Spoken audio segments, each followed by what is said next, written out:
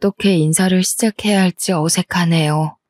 항상 사연을 듣기만 하다가 이렇게 글로 적어보게 되니 이상한 기분도 들고요. 안녕하세요 하고 인사로 이야기를 시작하면 될까요?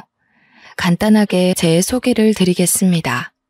저는 40대 후반을 달려가는 아이 엄마입니다. 우리 아버지께서 나이 40 중반에 얻으신 아주 귀한 딸이나 다름없죠. 늦둥이 중에서도 아주 늦은 늦둥이라 저에게 언니 하나 오빠 하나 있는데 둘 다 20살 이상 차이가 납니다. 저희 아버지는 국가유공자이십니다. 엄청나게 어린 나이에 6.25 전쟁을 겪으시고 당시 징병 나이가 아님에도 불구하고 국군을 도와 국가를 위해 싸우셨다고 하셨습니다. 자세한 사정은 모르지만 나라를 위해 응당해야 할 일을 하셨다며 다리에 입은 총상을 아주 자랑스럽게 생각하셨습니다. 그 덕에 국가유공자로 인정을 받으셨죠. 전쟁통이 끝나고 언니와 오빠를 낳아 키우면서 안 해본 일이 없을 정도로 고되게 사셨다고 했습니다. 살림살이가 좋아지고 여유라는 것이 생겼을 때 덜컥 제가 들어섰는데 얼마나 복덩이 같았는지 어머니 몸에 무리가 갈 걸 아시면서도 저를 꼭 낳자고 하셨다네요. 극진한 가족들의 보살핌 아래에서 저는 무사히 태어났고 나이 차이가 많이 나는 오빠와 언니에게 둘러싸여 사랑만 받고 자랐다고 했습니다. 아무튼 제가 나이를 먹어 시집을 갈 나이가 되었을 때 아버지께서는 저에게 국가유공자에게 지급되는 영구임대주택을 넘겨주셨습니다. 자식들까지 50년은 살 수 있는 제도가 있었기 때문에 적은 보증금으로 널따란 집에 살 수 있게 되었습니다. 그때 이미 오빠와 언니는 노후 준비를 시작하는 단계였기 때문에 막내딸인 저에게 임대주택을 해주시는 부분에 있어서 전혀 거부감이 없었습니다. 오히려 우리 막내가 집 걱정 없이 편안하게 살 수 있어 다행이라고 좋아하셨어요. 그렇게 제 결혼이 몇 년 지나지 않아 행복하게만 살아달라는 아버지의 유언을 끝으로 아버지는 제 곁을 떠나셨습니다. 어머니께서도 몇 개월 지나지 않아 저를 떠나셨죠.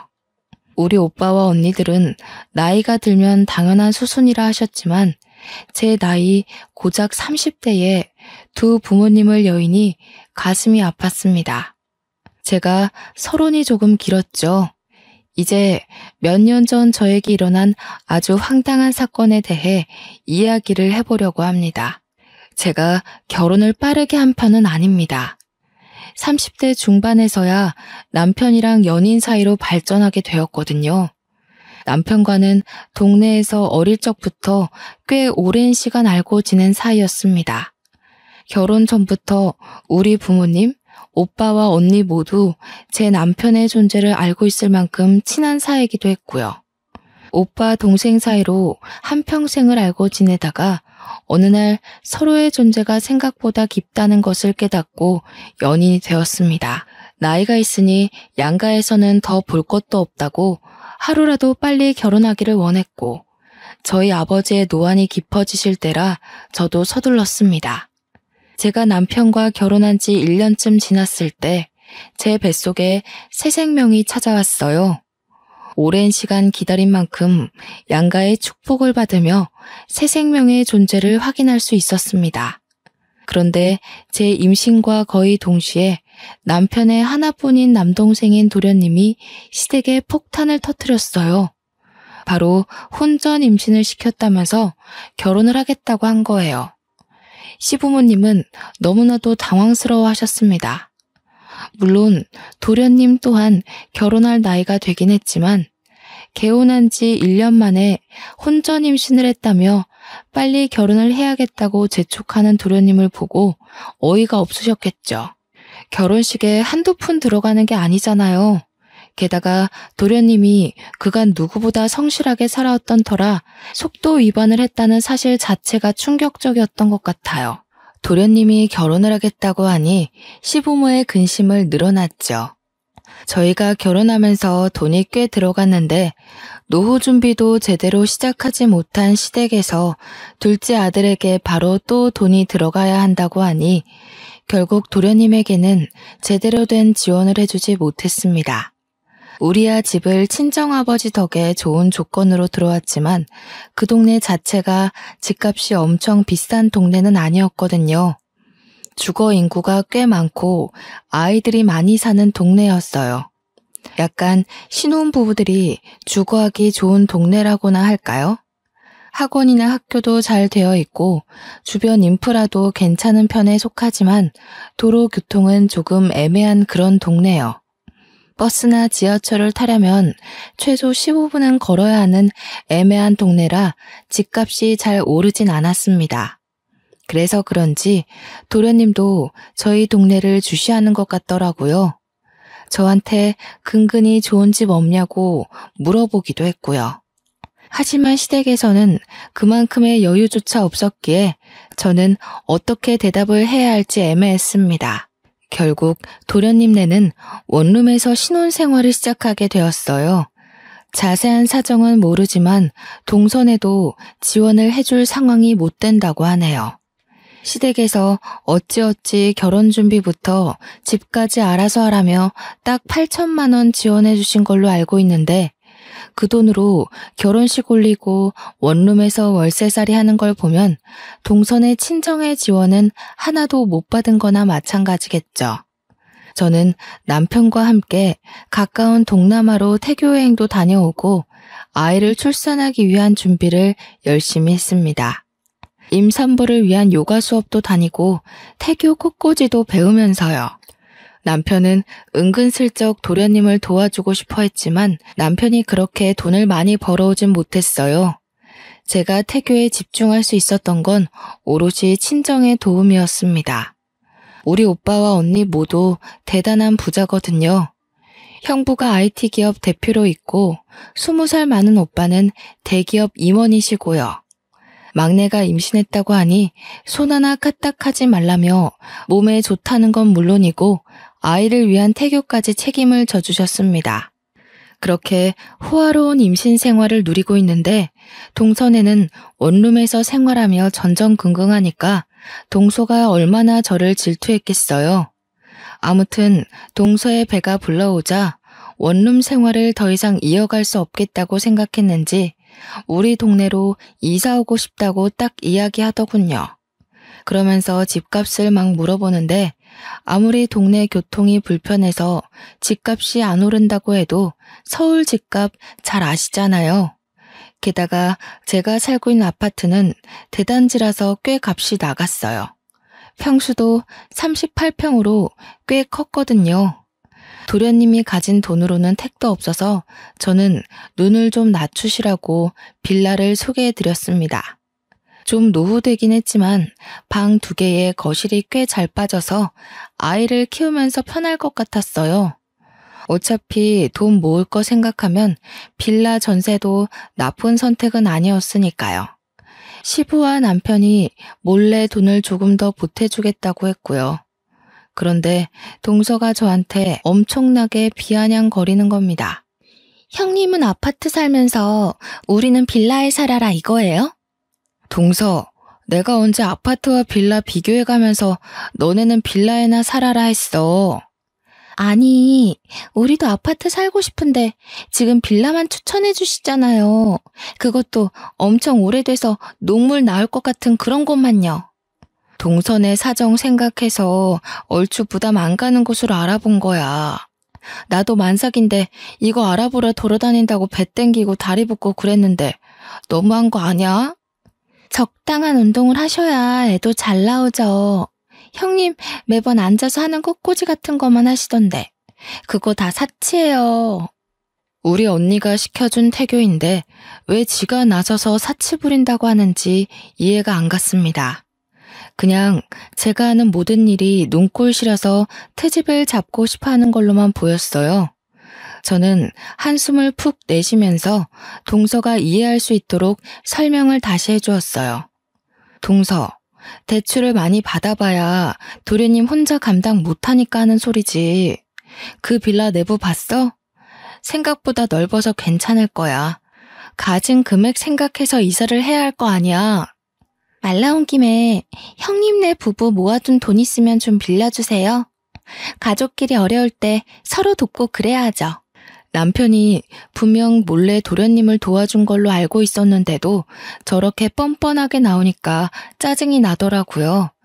같은 임산부라 험한 말하기도 싫고 최대한 감정을 배려해주고 싶었는데 마치 우리 남편이 돈 빌려준 걸 모르는 것처럼 저렇게 나오니까요.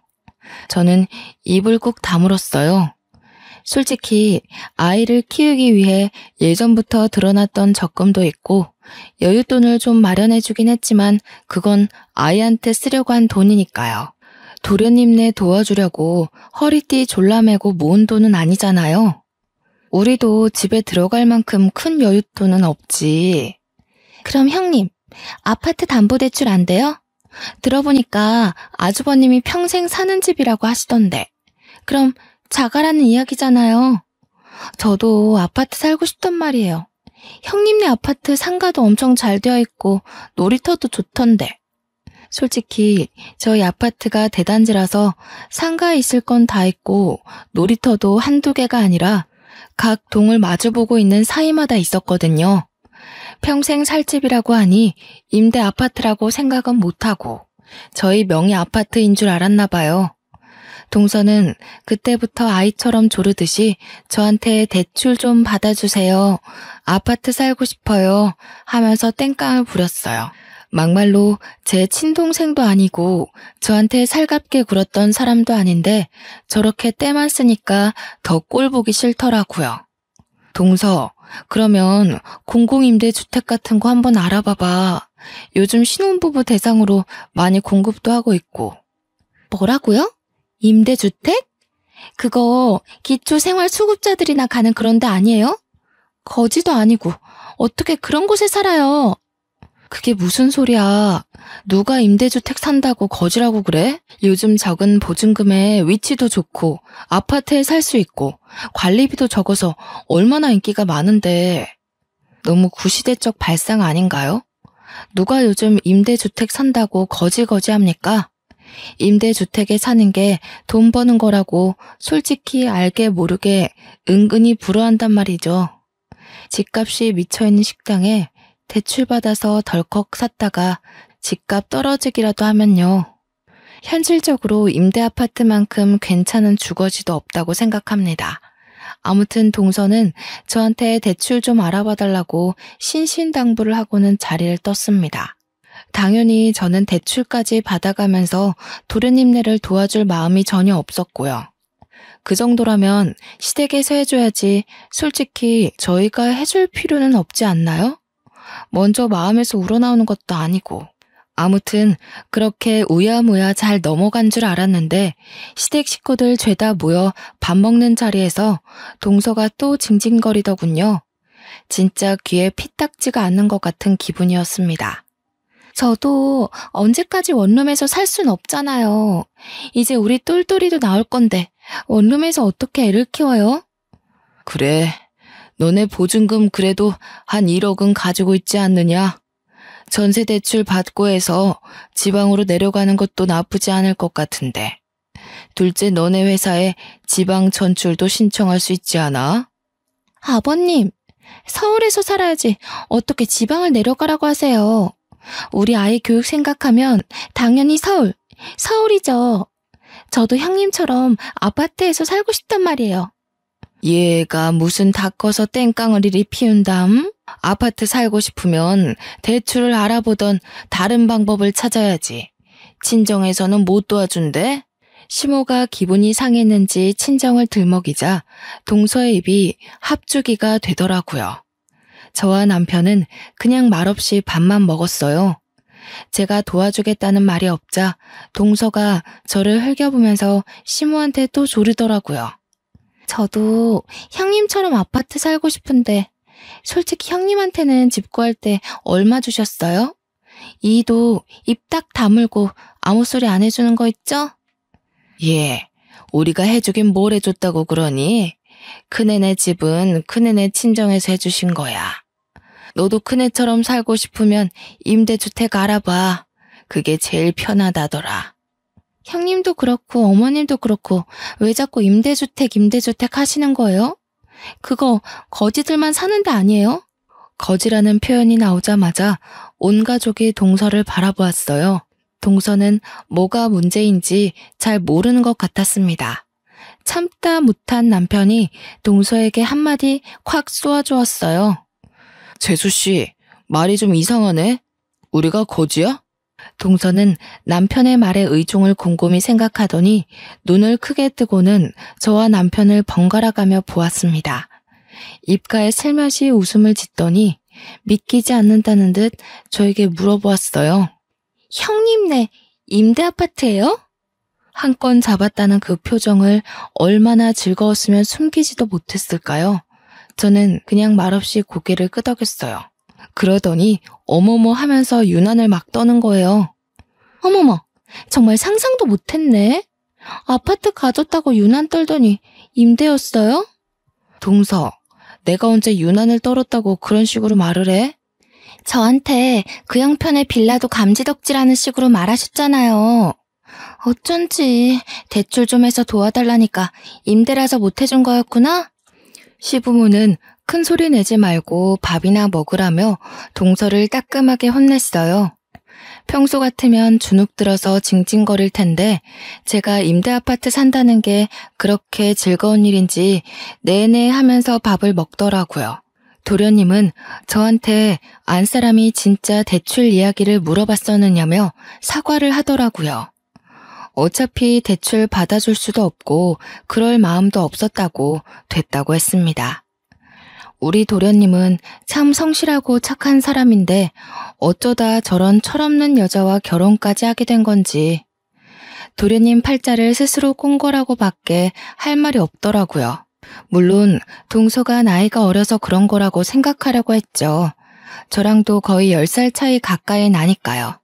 그런데 날이 가면 갈수록 나이가 어려서 철이 없다 뿐만 아니라 원래 성격이 베베 꼬이고 남 깎아내리기 좋아하는 것 같더라고요. 아무튼 어찌 더 마련한 건지 결국 동서는 우리 동네 빌라로 이사를 오게 되었어요. 빌라는 싫다 더럽다 하더니 돈에 맞춰 살아야지 어쩌겠어요. 이사 준비까지 다 마치고 한 동네 살면서 저는 동서를 은근 피해 다녔습니다. 동서를 길에서 만나면 골치가 아플 것 같았거든요. 둘 다 만삭이니 출산 시기가 비슷했어요. 그런데 동서가 먼저 진통이 오기 시작한 거예요. 저는 시댁 식구들과 함께 병원에 가서 태어난 조카를 보게 되었죠. 똘똘이라고 하더니 정말 똘똘하게 생긴 조카가 누워있더라고요. 우렁차게 오는 것까지 너무너무 귀여웠어요. 조카 선물이라고 베네 저고리에 작지만 돈봉투까지 넣어서 동서에게 선물을 했죠. 동서가 조리원을 가고 저도 딱 일주일 후에 아이를 낳았습니다. 건강한 딸이었어요. 시댁 식구들은 전부 아들 하나 딸 하나 태어나서 너무 행복하다고 하셨고요. 저희 언니와 오빠는 아이 낳느라 고생했다며 강남에 정말 유명한 산후조리원으로 보내주셨습니다. 동서는 동네에서 좀 큰 산후조리원에서 조리를 했거든요. 그런데 제가 강남에 있는 산후조리원에 간 그것조차 질투가 나는지 조리원을 퇴소해서 아이와 함께 집에 돌아와서도 내내 비교를 해가며 궁시렁거렸습니다. 시댁에서 차별해서 조리원을 보내준 것도 아니고 저는 친정에서 해준 건데도 불구하고 그렇게 미운 소리만 하더군요. 거기다가 저는 조카 태어났다고 선물도 했는데 받아가 놓고 저한테는 아무것도 돌려주지 않더라고요. 형님은 좋겠네요. 연예인들이나 간다는 산후조리원에서 실컷 쉬셨으니까. 조리원이 다 똑같지 뭐. 동서도 잘 쉬었을 거 아니야. 방이 얼마나 좁던지 불편해 죽는 줄 알았다니까요. 계속해서 저를 만날 때마다 볼멘 소리를 하는데 저라고 그 만남이 즐겁겠어요? 피곤하기만 했어요. 저는 아이 핑계를 대고 동서가 만나자고 할 때마다 피해 다니기 일쑤였습니다. 그렇게 수개월이 지나고 아이가 20개월이 되었을 무렵 임신하자마자 대기를 해놨던 어린이집에서 연락이 왔어요. 자리가 비었다고 입소할 거냐고 묻더라고요. 저는 프리랜서로 웹디자인 일을 하고 있었는데 형부네 회사에 이름을 올려놓았던 터라 맞벌이 가구로 되어 있었거든요. 서울에서는 맞벌이여도 어린이집 입소가 하늘의 별 따기라서 임신하자마자 대기도 올려두었던 덕분이었죠. 자리가 났다고 하니 아이의 사회성 기르는 데에 어린이집만큼 좋은 것도 없다고 해서 어린이집에 보내기로 했습니다. 시댁 식구들 모두 모여 식사를 하는 자리에서 남편이 운 좋게 자리가 나서 어린이집에 보내기로 했다고 하니 동서가 또 말을 던지더라고요. 와, 형님은 운도 좋으시네요. 우리는 아직 대기 순위가 20번대인데 임대 아파트 살면 어린이집도 빨리 들어갈 수 있어요? 일부러 임대 아파트를 강조하며 말을 하는데 그 주둥이를 확 때리고 싶었습니다. 동서는 전업주부거든요. 외벌이니까 당연히 순위가 꼴찌이죠. 집에서 충분히 애를 돌볼 수 있는 입장이니까요. 그걸 뻔히 알면서도 임대 아파트 들먹이면서 말하니까 너무나도 기분이 나빴습니다. 역시 임대 아파트 살면 맞벌이를 해야 하니까 나라에서도 이해를 해주는 건가? 맞아요, 형님. 원래 힘든 사람들한테 복지가 제대로 가야 한다던데 형님네가 딱 그건가 보다. 그러면서 웃어대는데 도대체 누가 누굴 거지 취급하는 건지 모르겠더라고요. 듣다 못한 시부가 동서한테 경거망동한 행동하지 말라고 경고를 주었어요. 그런데도 동서는 날이라도 잡은 건지 그동안 제가 동서를 피해 다닌 시간만큼 오늘 전부 쏟아부으려고 하는 건지 말을 이어가더라고요. 육아수당이나 아동수당도 혹시 임대 살면 더 줘요? 나도 임대 들어갈까? 아니, 임대 아파트는 뭐 저 들어갈게요 하면 들어갈 수 있는 줄 알더라고요. 동서네가 살고 있는 빌라 전세에 비하면 우리 집은 궁궐인데 말이죠. 시댁 모임 있을 때마다 저렇게 대놓고 까내리는 것도 불편했는데 남편은 꾹 참더라고요. 저한테 그냥 무시하라고 배알이 꼴려서 저러는 거라고 그러면서 한숨을 푹 내쉬었어요. 동서가 집에서도 돈도 안 벌어오고 놀고 먹고 지내면서도 살림에는 신경 하나도 안 쓰고 산다고 도련님 보고 투잡디라고 난리를 부린답니다. 언제까지 빌라에 살거나 아파트로 이사 가자고 때만 써대고 도련님이 신경쇠약에 걸릴 것 같다고 남편에게 신세한탄을 했대요. 그런 관계가 몇 년이 지속이 되니 도련님이라고 동서가 곱게 보이겠어요. 결국 뒤늦게 어린이집에 다니게 된 조카는 확실히 또래에 비해 사회성이 떨어지더라고요. 그렇게 또 몇 년이 지나고 유치원에 입학할 나이가 되었어요. 운 좋게 병설 유치원에 합격이 되어서 저는 따로 준비할 것 없이 병설 유치원을 보내기로 했죠. 서울에서 병설에 보내려면 3대가 덕을 쌓아야 한다는 말이 있던데 우리 아버지 덕인가 싶기도 했습니다. 남편과 저는 유치원 입학 날만 손꼽아 기다렸어요. 그런데 하늘도 무심하시지. 저를 못 잡아먹어서 안달난 동서는 유치원에 죄다 떨어진 거예요. 당장 어린이집을 보내자니 친구들은 죄다 유치원에 가고 자존심이 엄청 상했겠죠. 동서는 시댁에 가서 엄청나게 징징거리기 시작했습니다. 유치원에 못 보내면 어린이집을 보내야 하는데 수준 떨어지는 거 아니냐면서 영어 유치원을 보내야 할까요? 하고 은근슬쩍 돈 달라고 하더라고요. 그러면서 저에게는 임대 아파트라 그런지 유치원도 딱 병설로 붙는다고 나라에서 너무 편히 봐준다고 한숨만 나오더라고요. 남편에게 이야기하니까 노발대발하면서 도대체 임대 아파트 사는 걸로 왜 난리를 치는지 모르겠다고 했어요. 저라고 알겠나요? 그냥 쓰잘데기 없는 질투지요 뭐. 결국 시댁에서 일이 터지고 말았습니다. 동서가 어김없이 임대하면서 유치원 떨어진 거에 대해 속상함을 토로하고 있었어요. 그러다가 시부에게 영어 유치원을 보내고 싶다고 조르고 있더라고요. 형님네는 임대 살아서 병설도 턱턱 붙는데 우리 애는 어떡해요? 영어 유치원이라도 보내야 하지 않겠어요? 월 150만 원이라는데 좀 도와주세요. 원래 돈 있는 할아버지가 손주한테 팍팍 써야 애 기도 살고 그러죠. 시부도 어이가 없었어요. 월 150만 원이 누구네 집 개 이름이냐고 하면서 동서를 나무랐습니다. 남편도 자꾸 임대하지 말라고 한 소리 하자 동서가 어차피 다 우리 세금으로 먹고 사는 거 아니냐고 덧붙이더군요. 저는 뒷목 잡고 쓰러지는 줄 알았습니다. 제가 웹디자인 일을 하면서 형부네 회사에서 이름을 올려두고 있다고 했잖아요. 4대 보험 혜택도 받고 하느라 간간히 일 도와드리면서 혜택을 받고 있는 거였는데 형부가 월급도 주시거든요. 한 달에 2주일 정도 재택에서 근무하는데 돈 한 푼 안 주고 어떻게 부려먹냐면서요. 저랑 남편이 벌어오는 돈만 따지면 한 달에 600만 원 정도 돼요. 그렇게 버는 저희도 월 150만 원이 부담돼서 영어 유치원은 생각도 안 했는데 동선에는 심지어 외벌이잖아요.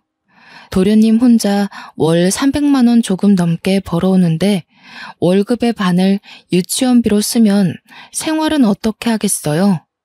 철이 없어도 저렇게까지 없을 수 있나 싶어 그냥 모르쇠로 일관했습니다. 그렇게 또 뜸하게 지내며 저를 시기 질투하는 동서를 가뿐히 무시해주면서 지냈어요. 동네에서 자주 마주치긴 하지만 그냥 인사 정도만 하고 제가 일이 바쁘다며 몇 번 피하고 지냈죠. 그러다가 초등학교에 입학을 하게 되었는데 아무래도 같은 동네에 살다 보니 같은 초등학교에 조카가 배정을 받았더라고요. 그것도 입학식 때 마주쳐서야 알았지 뭐예요. 저는 딸아이에게 조카와 함께 초등학교에 다니게 되었으니 잘 지내보라고 했어요.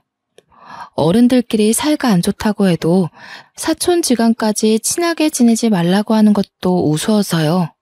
학교를 보낸 지 한 3개월이 지났을까 아이가 점점 표정을 잃어가는 것 같았어요. 뭘 물어봐도 대꾸도 없고 학교 생활은 어떠니 하고 물어봐도 말을 안 하고요. 걱정이 되어서 담임 선생님이랑 상담도 해봤는데 교실에서는 아주 바르게 생활한다고 했어요. 저는 그래서 별 대수롭지 않게 생각하고 넘어갔습니다. 그렇게 여름방학이 지나고 2학기가 시작되었어요. 딸아이는 학교 가는 걸 무척 싫어했는데 저도 어릴 때 학교 가는 걸 싫어했던 터라 누구나 다 똑같은 마음이라고 달래서 학교에 보냈습니다. 그날은 우리 집에 오빠와 언니가 놀러 오기로 한 날이었어요. 오빠는 퇴근하고 놀러 오기로 했고 언니는 막내가 집에서 대접한답시고 일이라도 할까봐 도와주겠다고 일찌감치 집으로 왔습니다.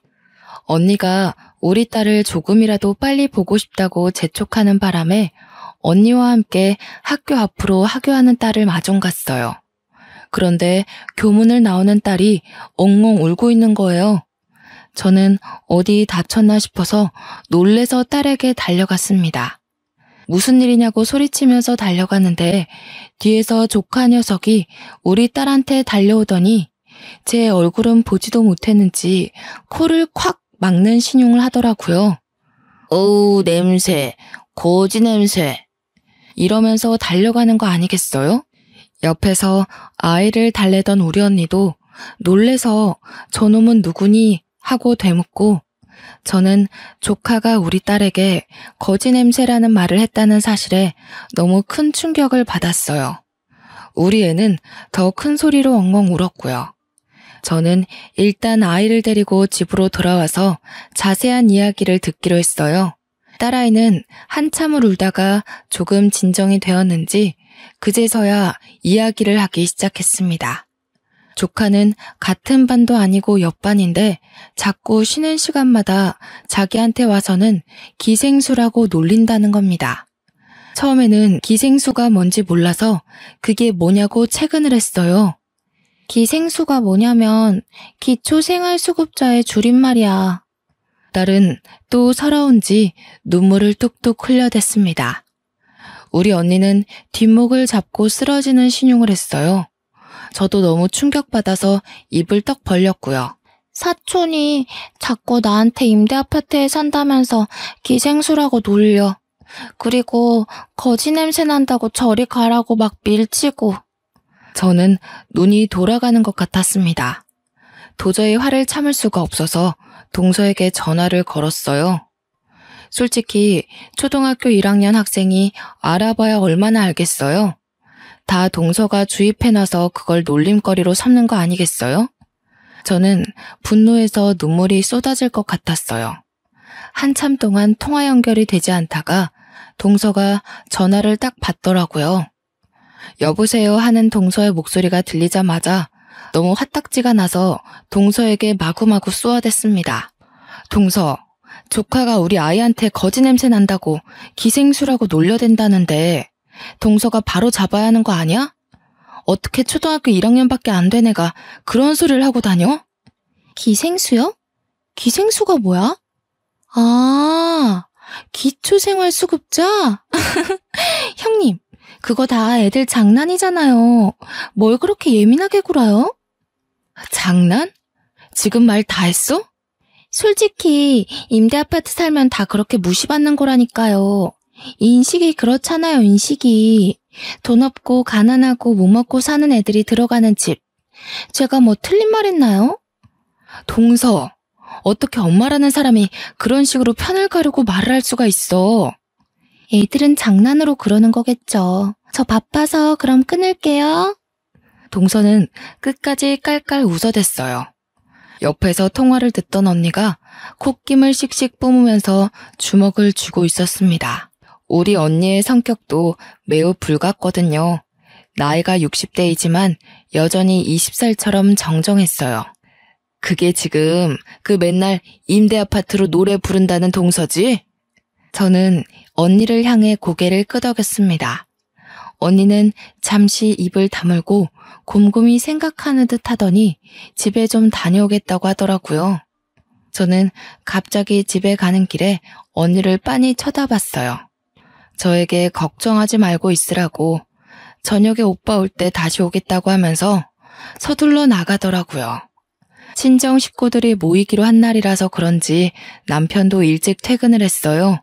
남편이 퇴근한 지 얼마 되지 않아 오빠도 도착했고 언니는 형부와 함께 왔습니다. 오빠가 그럴 줄 알았으면 자기도 와이프랑 같이 오는 건데 실수했다며 분위기를 올리려고 웃더라고요. 그런데 언니의 표정이 완전히 살벌했어요. 그리고 언니와 함께 온 형부의 표정도 엄청나게 비장했고요. 오빠만 이게 무슨 분위기인가 싶어서 어리둥절했습니다. 우리 형부 말했다시피 IT 전공해서 지금 국내에서 누구나 쓴다는 생활 어플을 개발한 사업가예요. 하는 것마다 손대는 것마다 대박이 나서 어플 대표 마스코트로 캐릭터 사업까지 확장한 어마어마한 사업가요. 언니도 그래서 돈 걱정 없이 서초동에서 제일 비싸다는 주상 복합 펜트하우스에 살고 있거든요. 그런 언니가 저한테 선포하듯 이야기를 했어요. 예, 내가 너네 형부랑 이야기 다 끝냈다. 너네 우리 집으로 이사 와라. 나랑 네 형부가 여기서 살 거니까. 언니가 큰 소리로 이야기하자 저와 남편 그리고 우리 오빠까지 모두 놀라고 말았습니다. 그 집이 얼마짜리 집인지 상상이나 되세요? 무려 80억이나 하는 집이거든요. 오빠는 언니에게 뭘 잘못 먹었냐고 되묻는데 언니가 오빠에게 조용히 하라면서 말을 하더라고요. 우리 막내가 그 또라이 같은 동서인지 뭔지한테 임대 아파트 산다고 무시받는 것도 열이 받거든? 근데 어떻게 우리 귀여운 조카한테 거지 냄새가 나니 기생순이 뭐니 하면서 상처를 줄 수 있어? 임대 아파트 산다고 기초생활수급자란다. 오빠는 처음 듣는 이야기여서 그런지 눈을 크게 뜨고 이게 다 사실이냐고 되물었어요. 저와 남편은 어안이 벙벙한 상태여서 맞다고 고개를 끄덕였죠. 그러니 우리 오빠도 열이 머리끝까지 받았는지 당장 그 잡것을 불러내라고 난리도 아니었습니다.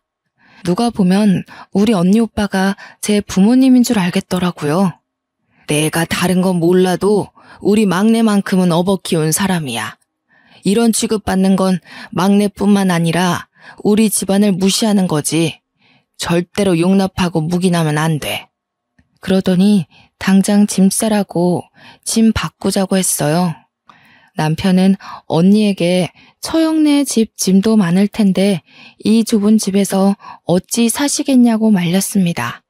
그러자 형부가 남편에게 걱정하지 말라고 자식들 다 키워서 독립도 시켰고 이제 큰 집은 너무 심심하고 조용해서 못 살겠다고 하더라고요. 시세 차이만 해도 20배는 날 것 같은데 무슨 소리냐고 저도 언니를 말렸죠.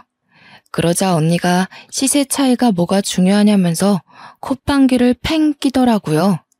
어차피 명의 바꾸자는 거 아니니까 김칫국 마시지 말라고.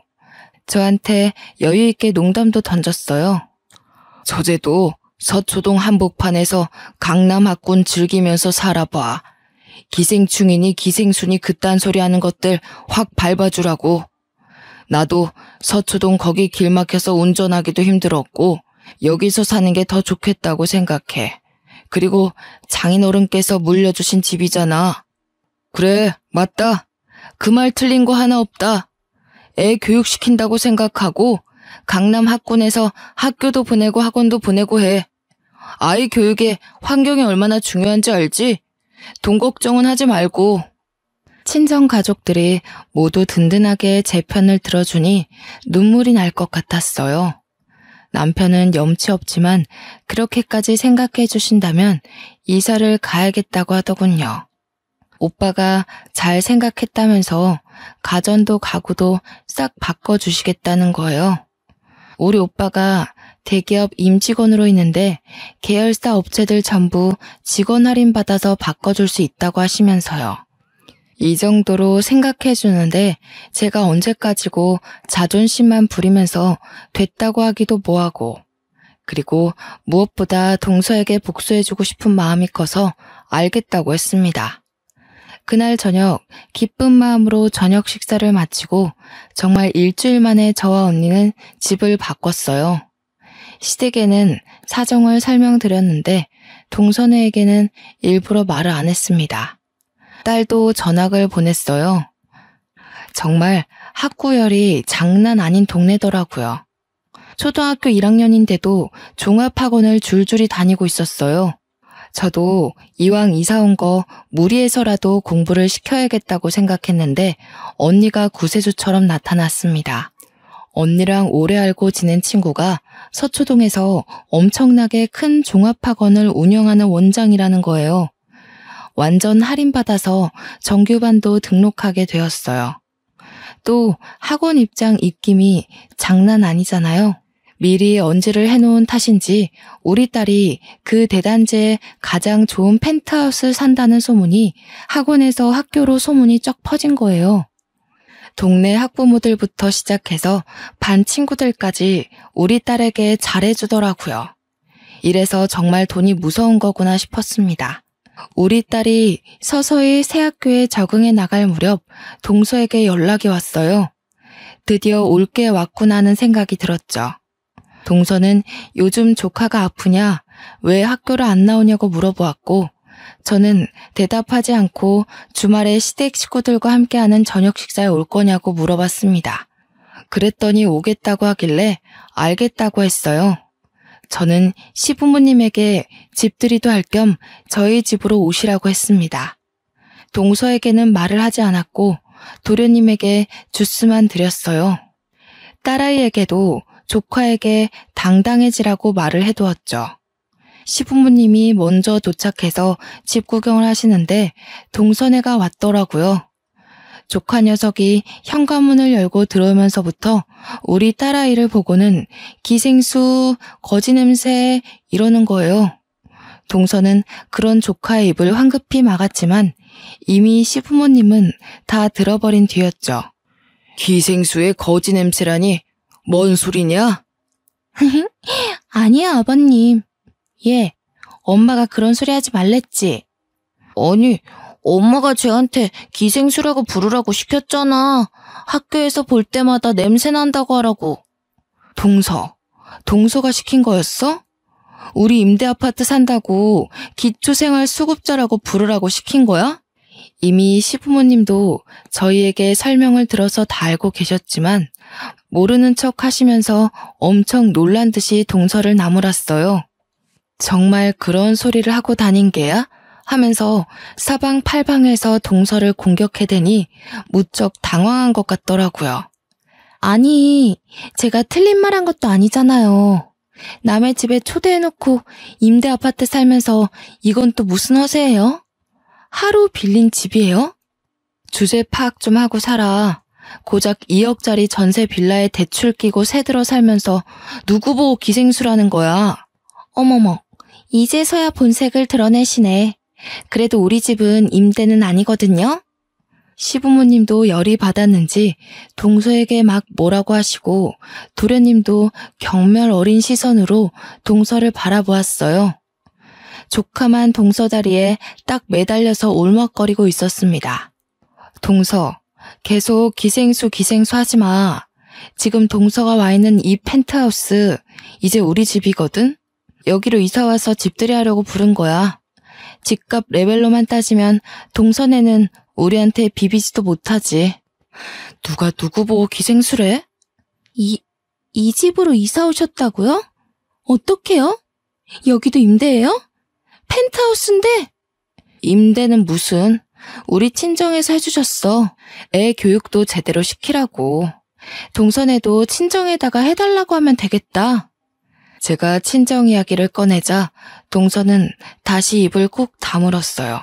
그러자 이때다 싶었는지 시모가 동서에게 진짜 첫째네한테 기생수라고 한 게 맞냐고 물으면서 너무 실망이라고 했습니다. 안 그래도 너네 전세 계약 끝나간 데서 집 좀 어떻게 도와줘 보려고 했는데 꼴도 보기 싫다. 앞으로는 알아서들 잘 살고 얼굴도 보지 말자. 어떻게 가족한테 그런 말을 할 수 있니? 동서는 무척 당황해했고 시모는 그런 동서를 무시하고 저에게 미안하다 재차 사과했습니다. 밥맛도 떨어진다고 같은 밥상에서 밥도 먹기 싫다고 하시면서요. 동서는 이런 분위기가 너무나도 수치스러웠는지 도련님도 버리고 애만 데리고 집을 뛰쳐나왔습니다. 그제서야 도련님도 저한테 너무 면목 없다고 여러 번 사과했고요. 솔직히 그 사과 받아주고 싶지 않아서 대꾸도 안 했지만요. 동서네가 사라지고 시부모님은 그제서야 너무나도 잘했다고 이렇게나 마음고생할 일이 생길 줄 몰랐다고 하셨어요. 그렇게 제가 차린 집들이 음식까지 다 드시고서야 정말 잘했다, 사돈댁에 감사하다고 꼭 전해달라고 하시며 집으로 돌아가셨습니다. 사이다 복수 제대로 하고 나서 언니와 오빠에게도 제대로 자랑했네요. 언니가 그래도 애 교육을 위해 살아보라고 한 건 진심이라고 더 살라며 배려해줘서 애가 학교 다닐 동안은 이 호화로운 집에서 지낼 것 같네요. 그러면 여기까지 동서를 혼쭐 낸 제 이야기는 끝입니다. 다들 어땠나요? 요즘 돈 때문에 사람 무시당하는 건 일도 아니라던데. 어린 동서가 저런 식으로 자식 교육 시키는 걸 보면 우리 아이들의 미래가 너무나도 걱정되더라고요. 엇나가는 아이들을 바로 잡아주는 게 부모의 역할인데 벌써부터 못된 말만 가르치고. 그래도 여기에 지난 이야기를 써보니 참 속이 시원합니다. 요즘 다시 쌀쌀해지는 나이에 감기 조심하시고 다들 행복하셨으면 좋겠습니다. 귀한 시간 내서 제 이야기 들어주셔서 감사합니다.